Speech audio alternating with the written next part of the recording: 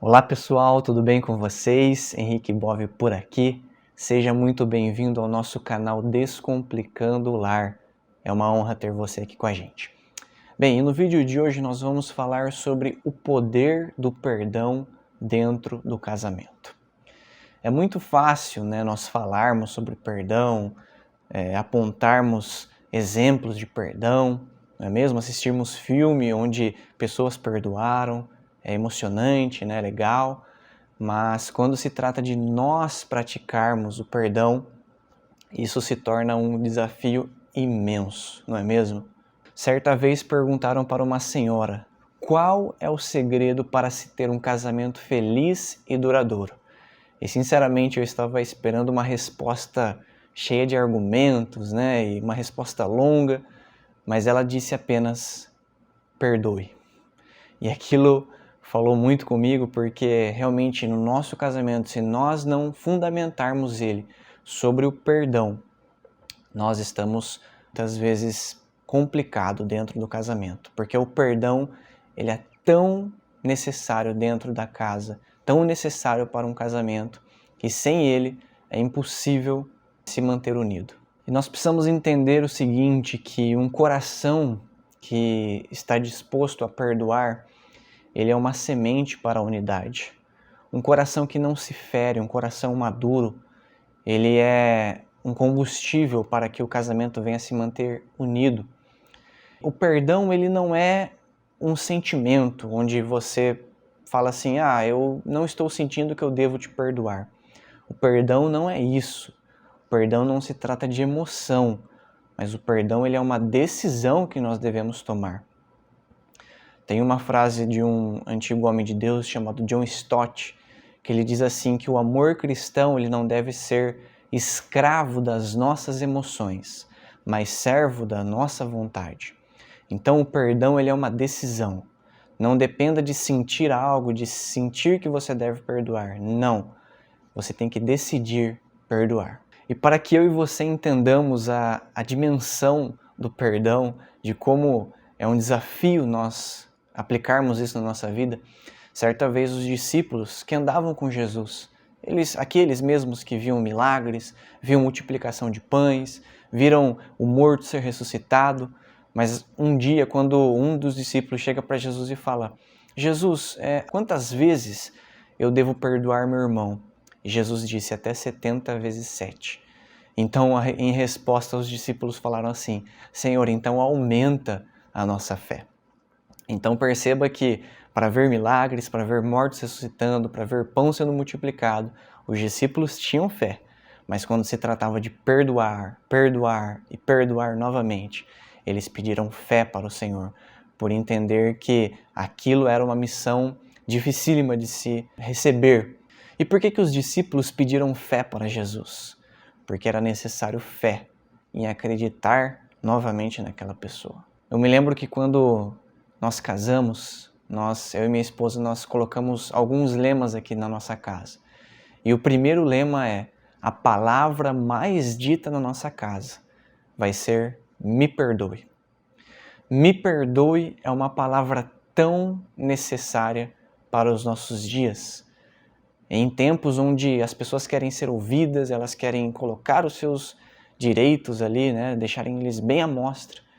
Me perdoe é uma palavra que nós precisamos recorrer frequentemente no nosso casamento para que ele se torne um casamento saudável e feliz.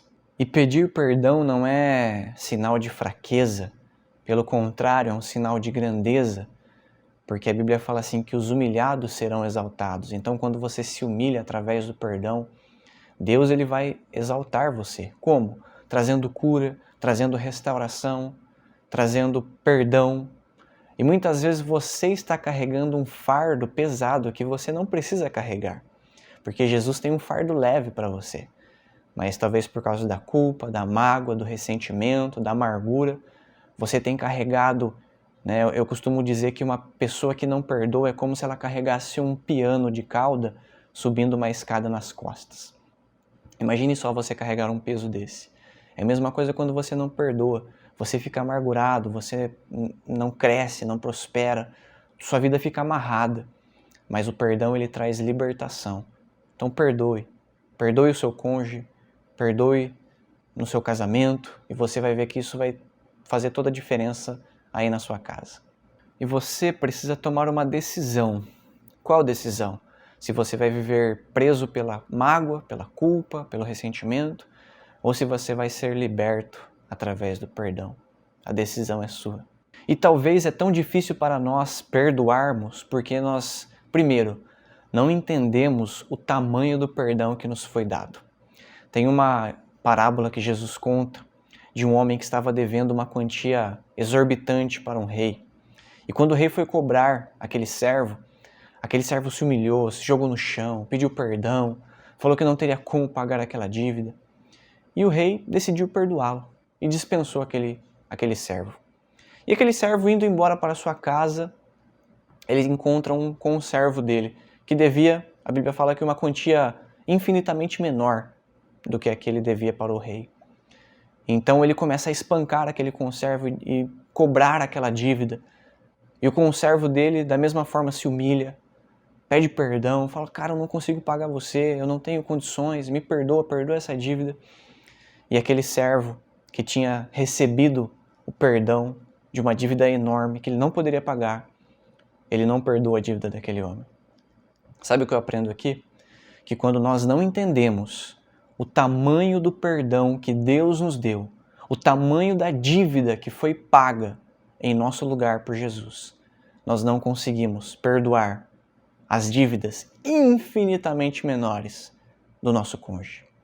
Porque se nós colocarmos numa balança os nossos pecados, os nossos erros, as nossas transgressões, e colocarmos do outro lado da balança os erros do nosso cônjuge, isso não vai fazer nem uma diferença diante dos nossos erros. Porque nós recebemos um perdão que nós não conseguiríamos pagar essa dívida. Então, falta-nos uma compreensão do quanto nós fomos perdoados por Deus, para que, quando nós formos oferecer perdão, isso se torne mais leve. E a Bíblia diz assim que nós devemos perdoar como Jesus. Jesus, quando ele nos perdoa, quando ele perdoava as pessoas, ele não ficava relembrando o pecado, ele não ficava jogando na cara. O perdão, ele coloca uma pedra e ele passa a viver a partir dali sem relembrar do passado. Talvez você falou que você perdoou, que você está mais bravo com o seu cônjuge, que você relevou aquilo que ele fez, mas de tempos em tempos, quando tem algum atrito, alguma discussão, você sempre traz à tona isso. Isso não é perdão. Perdão não é você esquecer também, porque às vezes como que você esquece uma traição? Como que uma mulher esquece que foi traída pelo marido ou vice-versa? Não tem como você esquecer. Você vai carregar isso sempre na memória. Mas quando nós perdoamos, de fato, de verdade, assim como Jesus, aquele machucado, ele é como uma cicatriz, que ele vai estar ali, mas se você colocar o dedo, bater no lugar da cicatriz, não dói mais. Agora, quando você não perdoa, é uma ferida aberta, que qualquer pessoa que relar, qualquer coisa que bater, resvalar, vai doer, vai machucar e talvez vai piorar aquela ferida. Então, perdoar não é esquecer, mas é uma decisão que você toma de não ficar remoendo mais o passado e viver a partir dali. Então, perdoar é lembrar sem dor. E a falta de perdão, ela pode abrir portas para a destruição do nosso casamento. Porque quando nós não perdoamos, nós estamos com uma ferida aberta. E nós passamos a enxergar tudo a partir daquela ferida. E pessoas feridas, elas ferem pessoas. Mas pessoas curadas, elas servem de cura. Muitas vezes, muitas pessoas você vê, tatuando ou colocando algum cromo, no carro, na moto ou em algum lugar, daquela parte, da oração do Pai Nosso. Livra-nos do mal. Tenho certeza que você já viu alguém tatuando isso ou escrito em algum lugar. E isso é fácil, nós lembrarmos desse ponto da oração do Pai Nosso. Mas responda para mim, você já ouviu alguém tatuar: se nós não perdoarmos, Ele não nos perdoa? Aí é que está. Porque muitas vezes nós queremos usar coisas para nos beneficiar, como o livramento que o Senhor garante para nós. mas quando se trata de algo que custa para a gente, nós não queremos nos lembrar disso. Então lembre-se que a oração do Pai Nosso, Jesus ele ensinou a oração dizendo: se vocês não perdoarem os outros, eu não vou perdoar vocês. Perceba como isso é sério. Então tome essa decisão de perdoar.